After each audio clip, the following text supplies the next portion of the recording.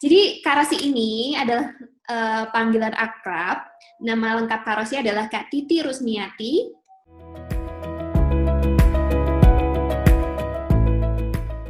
Sebenarnya Femalpreneur Indonesia ini bukan bisnis pertamaku, Masa dan teman-teman ya. Jadi banyak jatuh bangunnya juga sehingga akhirnya menemukan pola yang menurut saya tepat dan barangkali bisa aku share pada malam hari ini.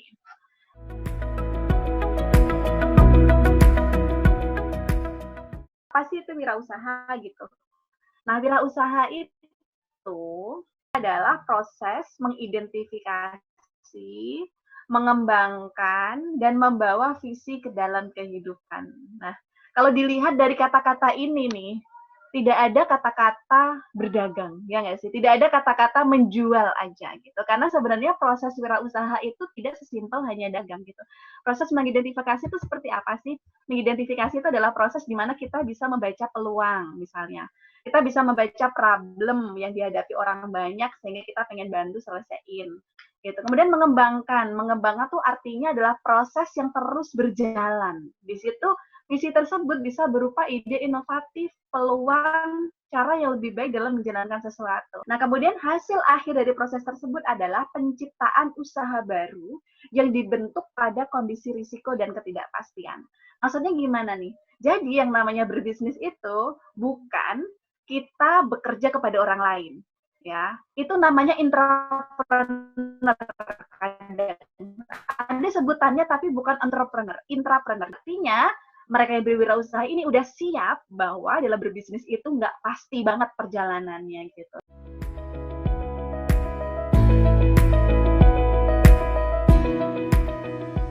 Nah, kata sukses ini cukup tricky gitu. Beberapa orang mempunyai makna tersendiri apa itu sih sukses gitu. Pasti sukses menurut ukuranku tidak sama dengan menurut teman-teman atau menurut masa juga kan.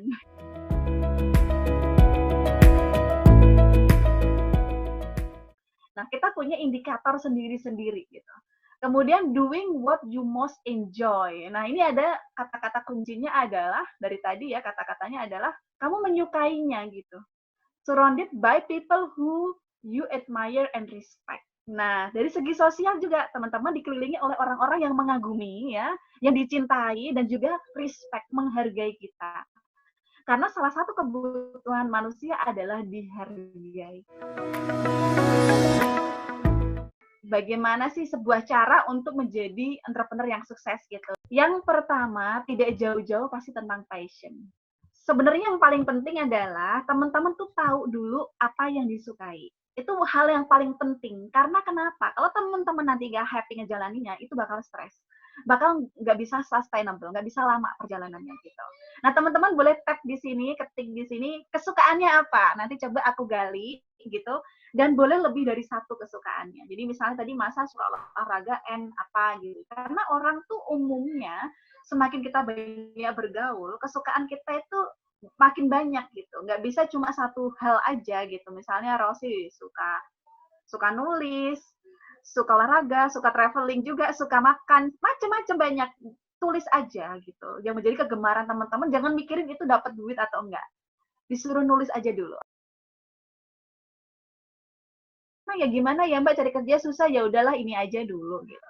Apa yang terjadi? Kalau yang dicari adalah uang, maka ketika disuruh extra hour sama bosnya, disuruh lembur gitu, yang terjadi dia pasti ngomel.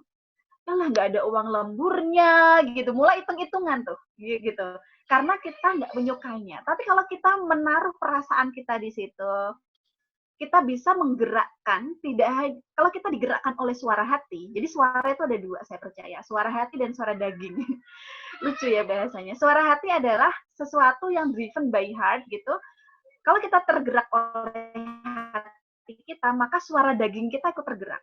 Jadi kita bisa menggerakkan tubuh kita gitu. Jadi perlu diingat adalah milih bisnis itu kita harus suka. Karena kalau kita nggak suka, kita males bangun pagi, kita males ketemu klien, kita males nulis proposal, kita males develop produk, karena hanya driven by money. Apalagi kalau teman-teman muda nih, aku saranin, jangan hitung-hitungan untuk belajar. Jadi, kata mentorku adalah investasi yang paling paling dibutuhkan oleh anak muda dari investasi dari leher ke atas. Artinya memang kepalanya harus diisi banyak experience nih. Kalau kerja jangan hitung-hitungan dulu. Nggak apa-apa, sekarang masih kerja nyembari dagang gitu. Nggak apa-apa dimulainya dari situ. Tapi yang paling penting adalah teman-teman tidak hanya sekedar menuntaskan tugas di kantor gitu, tapi juga berusaha untuk extra hours. Mau dikasih job tambahan tanpa dibayar. Karena itulah yang akan membuat teman-teman nanti dibayar mahal di kemudian hari gitu.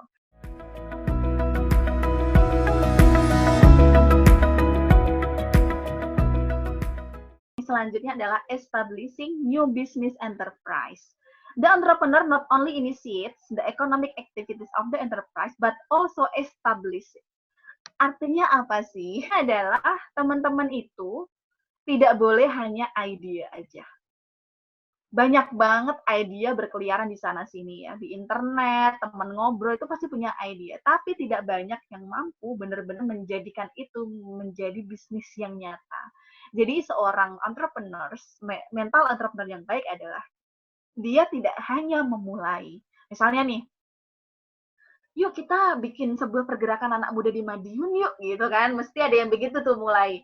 Ya udah bikin apa? Kayak pemuda Madiun apa gitu. Oh ini aja namanya MIS, gitu kan. Udah dia mulai bikin namanya udah tuh. Udah pinter bikin nama Merintis Indonesia gitu.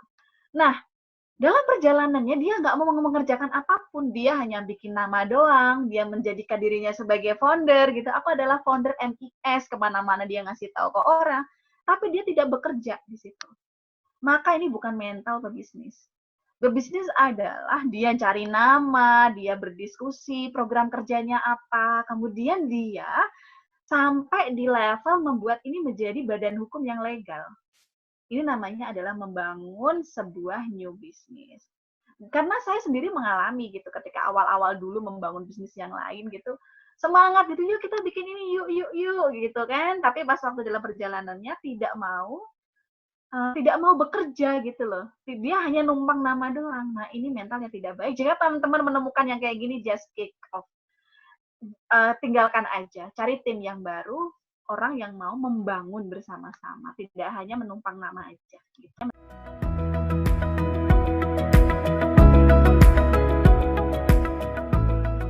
Maksudnya gimana sih self-starter?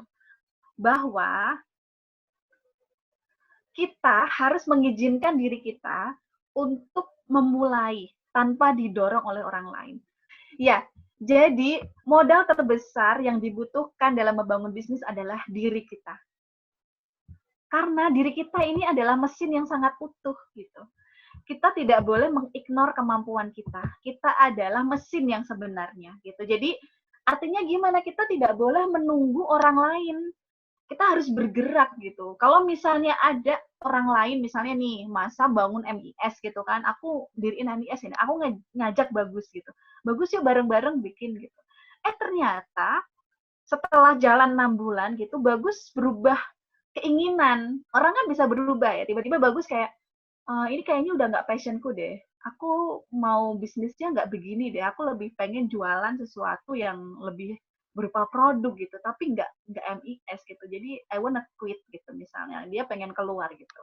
Nah, maka kalau Masa adalah seorang pebisnis, dia tidak akan berhenti di situ. Dia tidak akan meratapi kenapa Bagus pergi, kenapa ninggalin terus menyalahkan Bagus gitu. Tapi Masa berpikir bahwa oh ya bisnis ini kan punyaku gitu. Jadi aku harus bergerak. Iya caranya dan ini tetap bergerak gitu loh kalau bahasa Jawanya gitu. Jadi gimana caranya supaya ini tetap bergerak? Karena engine-nya adalah di diri kita sendiri. Gitu. Kita harus meyakini bahwa kita mampu. Karena kalau kita sendiri nggak yakin sama diri kita, terus kita menuntut orang lain untuk percaya sama kita gitu. Kan nggak boleh. Jadi kita harus percaya sama diri kita sendiri. Gitu ya.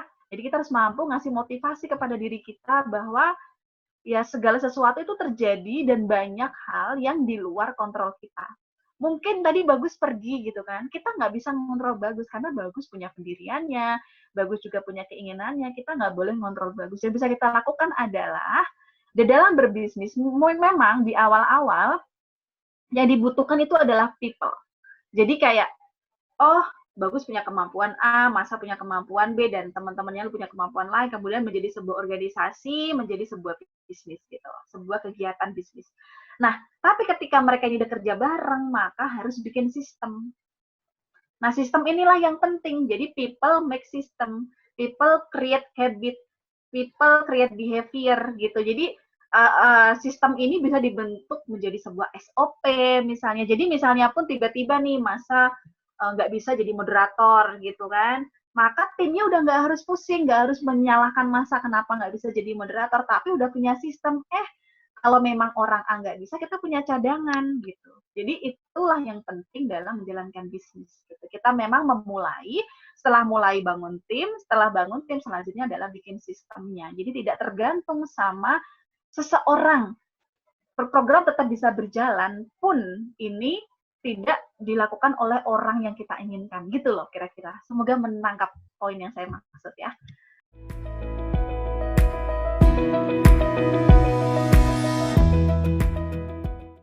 Oke, lanjut. Di sini saya memberikan, ini saya screen sharing lagi. Oke, jadi kemampuan yang harus dimiliki oleh pengusaha selanjutnya adalah basic management skill and knowledge. Artinya apa sih? Jadi manajemen skill itu kan banyak banget ya, memanage, mengelola. Jadi saya menyimpulkannya menjadi basic management skill and knowledge. Jadi tidak harus menjadi expert dulu, tidak harus canggih dulu. Jadi teman-teman harus mempunyai kemampuan, misalnya satu, punya kemampuan bagaimana mengelola uang.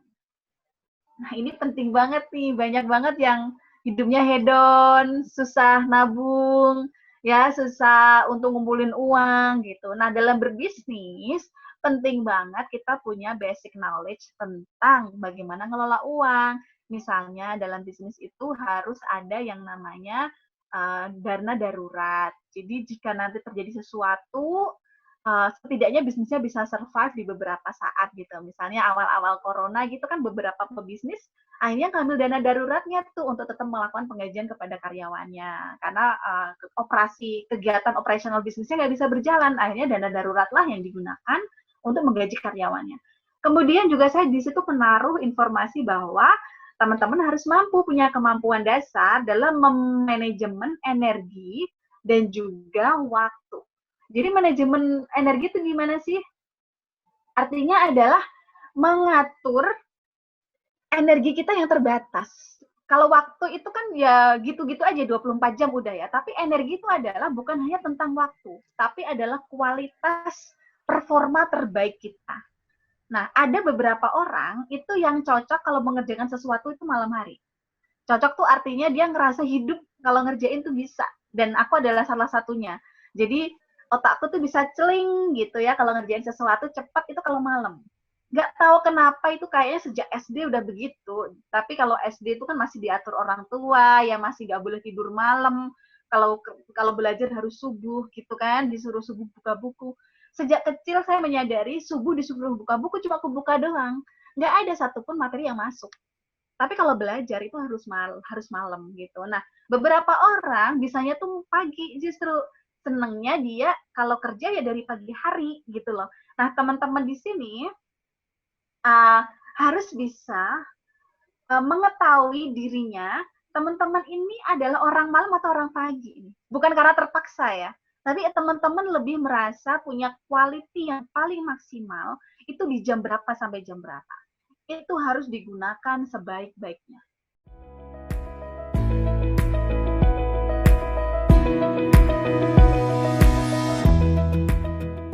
Nah, selanjutnya adalah kemampuan untuk strong people skill, relasi untuk jangka panjang.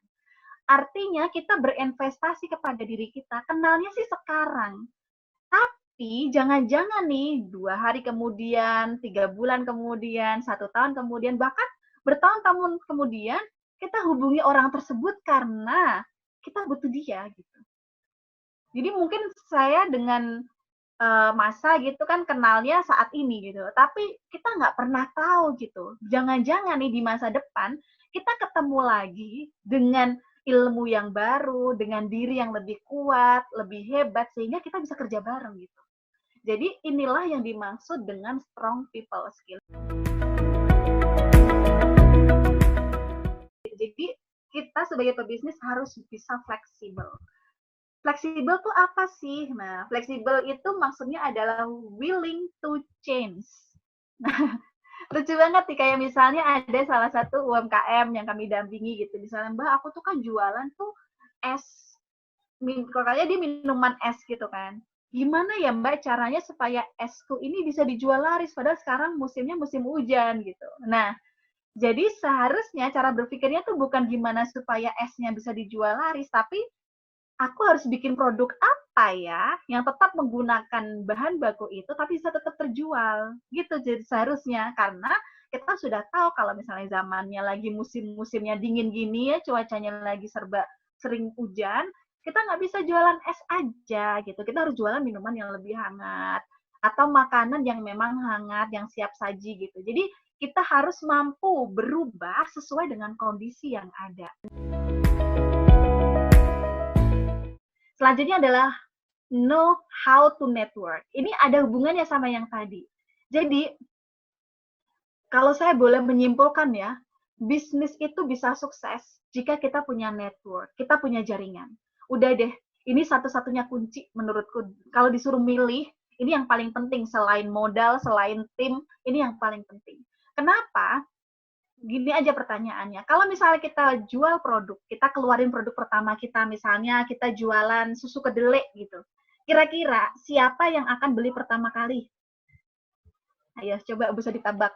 Siapa, misalnya aku launch nih, aku jualan susu kedelai nih, aku update WA status gitu, update di Instagram, kira-kira siapa yang bakal beli pertama kali? Pasti adalah siapa? Teman kita, keluarga kita. Bener gak? Jadi kayak bude kita, ih Rosi jualan nih ya kita beli gitu. Dia belinya itu ya karena Rosi udah dikenal gitu, bukan karena produknya enak atau enggak. Karena ya mungkin ada unsur kasihan juga, kita juga nggak tahu gitu kan, karena bentuk dukungan dari keluarga gitu. Nah, dengan semakin banyak kita punya family, kita punya lingkaran pertemanan yang luas gitu, itu membuat kita lebih mudah dalam menjangkau impian yang kita inginkan gitu. Nah, awal-awal aku merasa nggak nyaman tuh dibayar gitu. Tapi aku terima karena apa? Karena I need to survive gitu. Jadi aku memang working for money ya, walaupun dalam perjalanannya tetap aku jadi improve my English skill karena aku ngajar gitu kan. Tapi sebenarnya tujuan besarnya adalah cari duit. Karena kalau nggak punya uang nggak bisa kuliah gitu loh. Nah, setelah aku lulus kuliah tuh, aku bener-bener nggak mau jadi guru dong. Aku bener-bener yang kapok, bener-bener yang udah cukup gitu, udah nggak mau jadi guru lagi karena ngerasa kayak this is not me, aku nggak mau dibayar karena mengajar gitu. Nah, aku nggak siap gitu kalau ada orang ngasih duit ke aku gitu. Nah, waktu itu berarti mentalku belum mental entrepreneur. Karena aku masih sungkan ketika aku menerima uang atau menerima profit, karena jasa kan tetap dianggap profit ya gitu, walaupun kita dibayar kan sebutannya profit, membayar diri kita nyusun kurikulum, nyusun bahan ajar gitu. Nah, sebagai seorang entrepreneur kita harus siap untuk menerima profit itu, karena profit ini kita terima dari segala resiko yang kita ciptakan.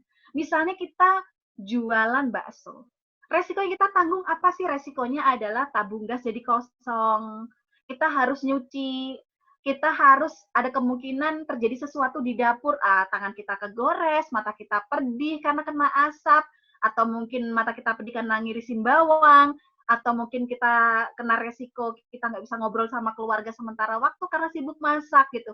Jadi banyak resiko yang kita tanggung sehingga kita harus siap terima profit. Sebagai pebisnis harus dipisahkan kapan kita berbisnis, kapan kita bersedekah. Nah, selanjutnya adalah yang ke-9, ini yang hampir terakhir ya, adalah kemampuan untuk memahami apa yang kamu offer. Nah, ini banyak banget pebisnis yang tidak mengenali produknya dengan baik.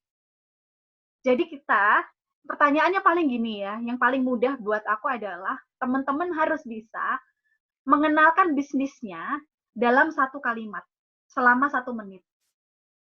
maksimal. Jadi misalnya nih tiba-tiba aku ketemu sama Masa di sebuah event gitu kan, Masa, kamu sibuk apa? Oh, aku sibuk loh di MIS sekarang. Apa sih itu MIS gitu? Oh, MIS adalah bla bla bla bla bla bla gitu. Nah, dengan Masa menyebutkan satu kalimat selama 1 menit ini dan aku mengerti, maka Masa berhasil membuat saya paham.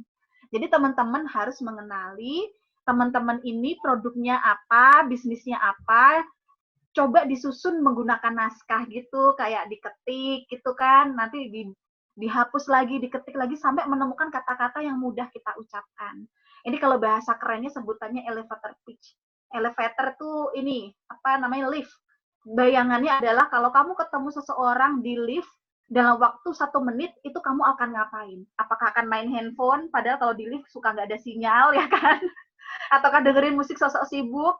Ataukah lebih baik ngobrol? Nah, sebagai pengusaha tentunya akan memilih untuk mengobrol karena itu adalah peluang untuk bernetworking gitu. Selanjutnya adalah curiosity. Nah, ini adalah the most powerful content yang aku suka. Jadi, bagiku, apapun kita, siapapun kita, pekerjaan kita itu bisa survive di dunia yang serba tidak pasti ini adalah dengan satu kemampuan, yaitu curiosity. Artinya selalu kepo, pengen tahu. Jadi seorang pengusaha nih, in term of pengusaha ya, kita harus bertanya pada diri kita, how to improve the business, how can create something unique, how out of the box can be a huge of significance.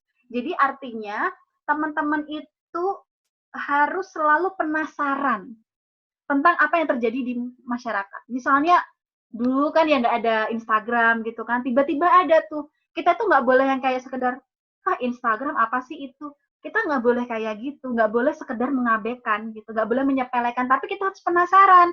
Apa sih Instagram? Coba cari tahu. Oh, Instagram tuh gini ya. Kenapa sih orang kok suka pakai itu? Kita coba cari, kita coba pakai, kita coba analisa gitu. Termasuk juga ada TikTok. Dulu juga aku gitu tuh. Apa sih itu TikTok? Orang joget-joget doang gitu kan, nggak penting gitu. Tapi ya, karena kita sebagai pengusaha ya harus mau improve our business kan. Jadi kita harus penasaran juga, kok bisa ya orang bikin video gitu gitu. Kok keren ya gitu. Akhirnya lama-lama kita belajar cara menggunakan TikTok dengan baik gitu.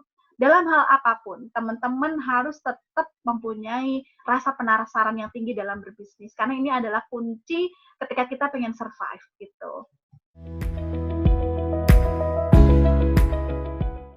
Nah, jadi ini adalah kesimpulan dari 10 hal yang tadi sudah saya sampaikan kepada teman-teman. Jadi memang urutannya curious dulu, penasaran dulu, baru kita bernetworking gitu. Karena kalau kita nggak penasaran, biasanya nggak tulus tuh kalau mau kenalan. Karena nggak tahu siapa yang mau dikenal gitu. Nah, maksudnya adalah kita harus mampu tahu siapa orang itu, sehingga kita bisa ngasih treatment yang tepat gitu.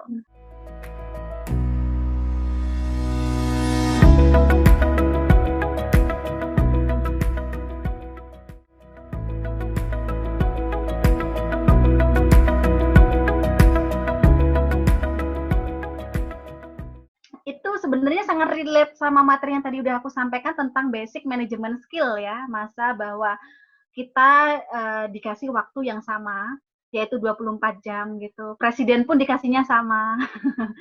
Kiai ternama pun dikasihnya sama 24 jam, nggak ada yang tiba-tiba dapat 24 jam setengah gitu kan, nggak ada ya. Muternya rodanya sama, muter jam perharinya gitu. Namun yang membedakan kenapa sih orang itu bisa banyak yang melakukan banyak hal, ada yang nggak bisa melakukan banyak hal. Nah, yang menjadi kunci adalah dirinya sendiri. Nah, kalau teman-teman senang lihat film nih, aku saranin banget nonton filmnya Bill Gates. Bill Gates itu mempunyai film tentang dokumenter dirinya sendiri dan itu luar biasa bagus ya. Teman-teman bisa ngelihat di filmnya. Beliau tuh bilang gini, I don't believe in weekend. Itu kayak kata-kata yang pengen aku dengar selama ini. Jadi aku pribadi adalah orang yang nggak percaya sama weekend, Masa. Jadi itu nggak harus berlaku buat semua orang ya. Tapi aku kan senang berkiblat sama seseorang yang menurutku itu pantas jadi acuan gitu kan. Nah, ketika si Bill Gates ngomong kayak gitu, aku seneng banget. I don't believe in weekend. Nah, kenapa sih Bill Gates ini nggak suka harus, karena kan di Indonesia nih, mostly di Indonesia tuh orang mengagung-agungkan weekend. Weekend itu sebagai ruang untuk rebahan lebih panjang, ya kan? Untuk family time, untuk shopping, untuk mall, untuk aktivitas-aktivitas yang lebih ke rekreasional, bener ya? Namun, ketika saya sudah melihat belahan dunia lain gitu di Eropa dan Amerika, itu ternyata totally different loh. Jadi, weekend itu mereka activities untuk shoppingnya itu malah nggak sebanyak ketika weekday. Justru malah ketika weekday lah mereka shopping. Gitu loh. Mereka justru malah toko-toko untuk bahan-bahan makanan itu tutup ketika weekend. Dan itu tidak terjadi di Indonesia. Kita libur panjang, kita ada lebaran, kita ada Natal, ada hari-hari besar, ya kan? Itu toko malah pada buka-bukaan, ya, mall-mall pada buka, orang pada disuruh belanja, gitu kan. Tapi kalau culture-nya di sana, justru ketika hari libur, itu artinya tidak ada aktivitas bisnis gitu di situ. Namun mereka menjalankan tugasnya di rumah, bukan berarti mereka tidur-tiduran gitu loh. So, yang aku pengen sampaikan ke teman-teman adalah, please jangan agung-agungkan hari libur. Ketika teman-teman pengen lebih cepat sukses. Gitu. Jadi, gini, bisnis itu adalah tentang speed juga. Tidak hanya tentang ide. Misalnya gini, aku punya ide, pengen bikin sebuah bisnis untuk mengedukasi perempuan melalui bisnis.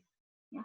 Aku yakin banget tuh, yang mempunyai ide untuk menjalankan hal yang sama itu tidak aku doang. Banyak banget orang di luar sana yang mempunyai ide yang sama. Mungkin pas waktu ada bisnis competition, ada yang mengungkapkan hal yang sama. Mereka pengen bikin bisnis perempuan gitu-gitu. Tapi nggak semua orang mengerjakannya. Gitu. Hanya orang yang cepet lah yang bisa meraih market gitu. Kayak misalnya katakanlah Femalpreneur ini bagi kami ya, kami itu cukup berhasil. Karena kita launch itu di saat yang tepat, di saat bagaimana corona ya itu memberikan dampak yang sangat besar kepada UMKM, sehingga UMKM ini butuh dikasih kelas-kelas sehingga mereka bisa bangkit dan go digital.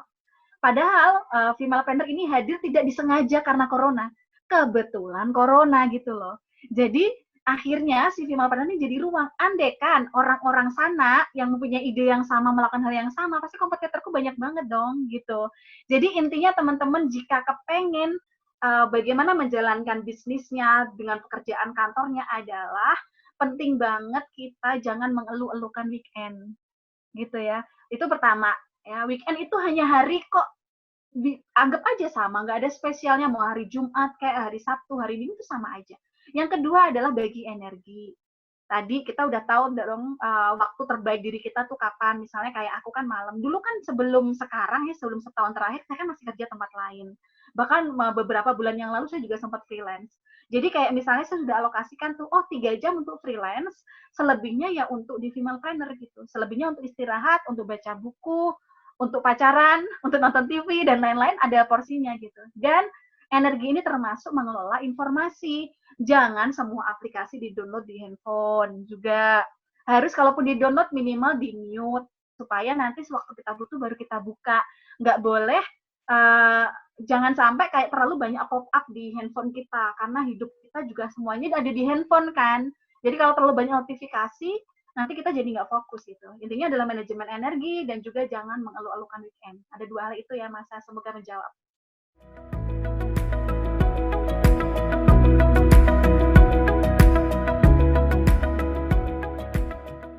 Jadi dalam bisnis itu, Masa, jadi misalnya aku punya model 500.000, ya kan? 500.000 ini baru, misalnya aku mau bisnis bikin susu kedelai gitu lah. Aku cuma punya uang 500.000. Aku tahu nih 500.000 ini baru aku cukup buat beli peralatannya aja. Aku masih butuh beli misalnya masa yuk kita bisnis bareng gitu. Iuran yuk 500 ribuan gitu. Nah, akhirnya bisnis itu bisa terjadi karena kita kerja bareng. Jadi pertama, intinya adalah dalam bisnis, nggak ada bisnis besar yang dijalankan karena sendirian. Coba deh cari. Nggak ada. Semua bisnis itu pasti kerjanya ada timnya. Minimal tim yang dimiliki dalam bisnis adalah, ini mungkin bagi teman-teman yang udah sering ini aku ulangi, Jadi dalam bisnis itu minimal harus ada 3 tipe manusia. Yang pertama itu hustler, yang kedua hacker, yang ketiga hipster.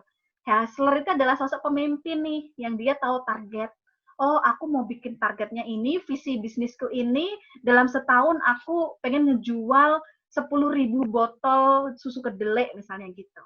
Nah, yang kedua adalah hipster. Hipster ini adalah yang jadi dia nanti udah mikirin, wah nanti Instagramku kasih warna ini, kontenku akan begini, kemasannya akan warnanya begini, posternya akan begini. Dia sudah mampu mengatur warna-warna yang sesuai dengan produknya, sesuai dengan target marketnya. Nah, kalau yang ketiga adalah hacker. Hacker ini adalah orang yang mampu meracik. Jadi ini adalah developernya. Jadi dia yang kokinya, dia meracik. Oh, kemarin sih kedelainya aku kasih 50 gram, ternyata katanya terlalu kental, jadi malah nggak seger. Jadi aku kurangin dia 30 gram dalam bikin susu kedelai misalnya. Jadi pastikan teman-teman dalam mendirikan bisnis supaya bisa kapitalnya bisa terbantu adalah tadi nemuin minimal 3 karakter ini. Jangan kebanyakan hacker semua. Kenapa? Hacker ini kan sukanya di dapur tuh. Kalau suka di dapur, nggak ada yang suka jual, nggak ada yang suka muncul di publik. Susah juga, sukanya di dapur doang. Dia nggak mau kenal orang lain, susah networking, karena sibuknya di dapur gitu. Jadi harus ada yang hustler, orangnya yang kekeh, yang dia nentuin harga, yang dia mau pasang target penjualan tiap bulan, dia selalu berapi-api kalau udah berbicara tentang uang gitu. Nah, tapi ada cara lain juga Masa. Yang kedua adalah ikut kompetisi. Jadi di Indonesia itu banyak banget ya, beruntung di Indonesia itu banyak banget kompetisi-kompetisi startup, bisnis rintisan. Indonesia juga mulai melek tentang kayak banyak juga kompetisi untuk UMKM gitu. Jadi kita harus ikut-ikut kayak gitu, barangkali rezeki kita di sana gitu. Karena kami pun di Femalpreneur juga ikut gitu-gituan gitu kan. Makanya tahun lalu kita juga dapat menang reward pahlawan digital UMKM dari Kemenkop Koperasi gitu, Kementerian Koperasi.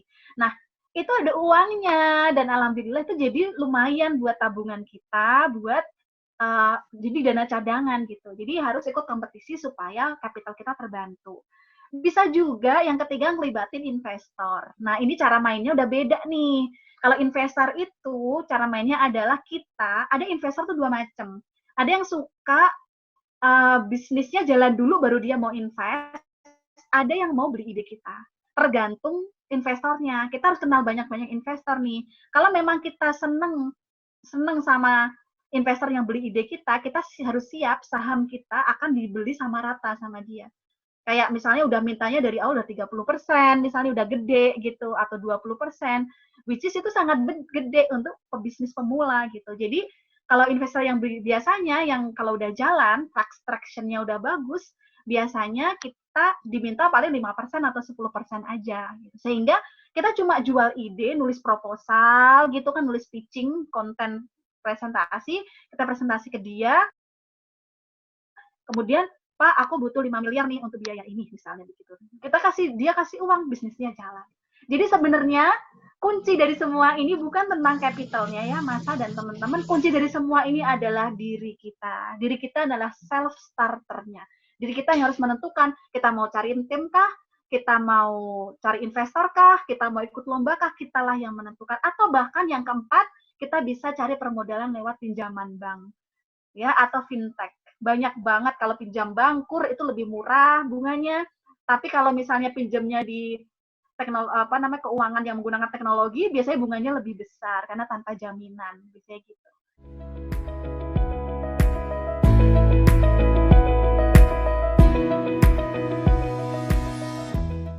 Jadi satu-satunya yang menjadi penyelamat kita ketika kita jenuh, ketika kita udah kehilangan arah adalah passion. Gitu. Jadi passion ini membuat kita terus bergerak tanpa harus ada orang yang ngedorong. Terus passion tuh artinya gimana sih? Pokoknya kita seneng ngejalaninnya. Indikatornya cuma itu. Kita nggak perlu dipaksa, kita mau jualan. Kita nggak mau dipaksa, kita mau mengulik. Kita nggak perlu dipaksa, kita mau mencari tahu gimana supaya ini getting better atau menjadi lebih baik. Gitu. Jadi intinya kalau teman-teman ngerasa lagi capek, ngerasa lagi down gitu ya, selalu ingat kenapa dulu memulai. Makanya planning itu penting. Pas waktu nulis planning juga harus dengan tujuan. Kayak, oh, aku bangun bisnis tujuanku begini. Misalnya tujuannya adalah aku kepengen ketika aku usia 50 tahun misalnya ya, aku mempunyai dana saving 100 juta. Misalnya begitu ya. Kita punya tujuan dalam hal nominal misalnya. Atau tujuan yang kedua adalah aku kepengen ada 1 juta UMKM ini terbantu. Misalnya begitu. Atau aku pengen anakku bisa lulus kuliah karena aku menjalankan bisnis. Atau kepengen apa gitu. Banyak gitu kan keinginannya. Lihat aja itu lagi. Jika itu belum terwujud, ya nggak ada alasan untuk berhenti. Makanya jangan bisnis tuh ngalir aja. Udah mah yang penting bisa menghidupi kehidupan sehari-hari. Nah itu nggak boleh tuh, hopeless nanti. Jadinya perjuangan bisnisnya sia-sia. Jadi harus suka dan punya goal. Nah misalnya tadi tujuannya adalah punya uang saving 100 juta di usia segini gitu kan. Belum dong. Jadi harus dicari supaya nanti pas waktu udah menua ada dana pensiun. Begitu kira-kira Mas caranya. Passion is the key.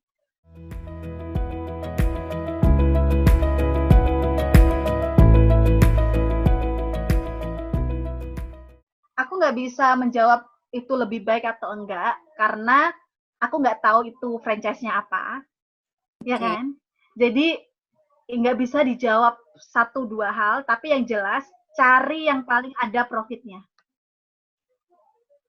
Jadi intinya dalam bisnis itu yang nomor 1 profit, teman-teman. Jadi apapun itu mau bikin sendiri, kayak mau reseller, kayak mau jadi franchiser, kayak terserah. Yang penting ada untungnya, gitu. Karena beda kalau misalnya coaching ya, masa misalnya gini, Mbak, ini aku ngelihat bisnis nih, ada namanya Aku Cendol Kamu, atau ada tuh merek itu, aku lucu banget. Itu kalau nggak salah franchise-nya di harga 3-4 juta gitu kan. Nah, kalau misalnya pertanyaannya begitu, aku lebih mudah tuh jawabnya. Nanti aku akan bilang, oh gimana tuh prosedurnya? Kira-kira kamu tanggung jawabnya apa? Bentuk kontraknya bagaimana? Kayaknya ini nggak bagus deh, jangan deh gitu kan. Tapi kalau pertanyaannya adalah bagusnya franchise kah, produksi sendiri kah, atau kulaan kah? Jawabannya adalah yang paling mendatangkan profit, itu lakukan segera. Bisa dimulai dengan dagang terlebih dahulu. Jadi intinya, tadi kan idealnya adalah harus bikin planning gitu kan. Tapi kalau memang itu belum bisa, minimal latihan dagang. Karena gini teman-teman, biasanya bisnis yang sukses itu bukanlah bisnis pertama teman-teman. Jadi biasanya tuh teman-teman udah melalui bisnis A gagal, bisnis B gagal, bisnis C gagal. Nanti itu ada learning di dalamnya yang teman-teman ambil intisarinya untuk membangun bisnis yang lebih sukses. Bahkan kalau aku bisa bilang ya teman-teman, kenapa saya sangat suka di Femalepreneur, kenapa saya merasa cocok, karena Femalepreneur ini adalah intisari dari kehidupanku gitu loh. Tadi kita udah sepakati makna dari wirausaha adalah tentang visi kehidupan. Jadi saya belajar di Amerika, saya belajar di Eropa, saya belajar di kampus, belajar di organisasi sebelumnya, itu semuanya saya rangkum menjadi Femalepreneur. Jadi teman-teman intinya yang masih muda, nggak usah banyak mikir, mulai dulu. Gagal, rugi, itu bisa dicari lagi. Yang penting ilmunya itu jauh lebih penting. Nggak ada bisnis pertama langsung sukses. Itu ingat ya. Gitu.